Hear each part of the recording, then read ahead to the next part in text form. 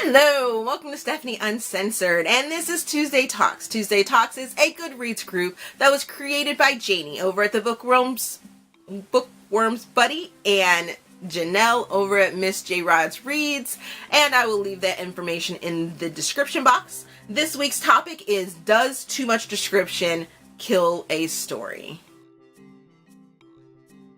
Lately, I seem to be reading books that are too descriptive and they do kill the story. There are a couple books that I would like to mention on this list as well. There's actually only one book that I didn't necessarily enjoy, and I will give you the reasons why. We'll just start off with that book. That book was Transference by Ava Harrison, and I think that the description that was provided in this book, it really sort of killed the story. It's about a woman who is traumatized and ends up in the hospital, and then she has a doctor sort of is obsessed with her, but in a weird way, and they become obsessed with each other, and you kind of go through their journey together of their push and their pull back and forth, but they don't go anywhere. In my book, it was very, very descriptive, and it just seemed like it didn't go anywhere.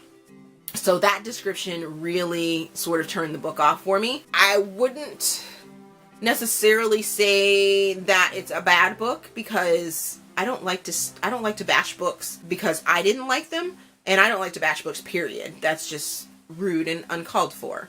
I just say that it's not my cup of tea when I read it. And then we have Crown of Thorns by Pepper Winters, and I actually ended up loving this book.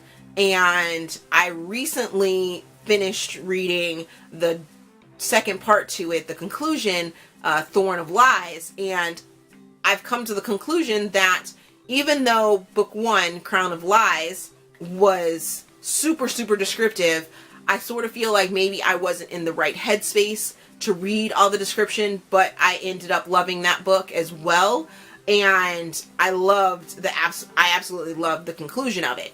So even though the description was super, super heavy in that book, it didn't necessarily turn me off to stop reading, to dislike the book or anything like that, and I think that really falls on the fact that I have read other books by this author, and I know that she's gonna get somewhere, or she's gonna provide me with something, and I trust in her writing style and her storytelling. So I think that really was a good thing. Then we have Jurassic Park by Michael Crichton. I tried to read this book. Yeah. Wow. Then I tried to listen to it, and oh my God. It was so painful. It was so descriptive. But it's a science book, and not like a educational science book. It's about dinosaurs, and so it has lots of big words and craziness like that. That book was super descriptive, but it had to be. So when I think of Jurassic Park, or Jurassic World for that matter, I would much prefer to watch the movies than I would to read the books, or even to listen to them. And then finally, the book that made my list for too descriptive was The Martian by Andy Weir. I tried to read that book 3 times, but I just could not get into it. I couldn't hear the voice of the character.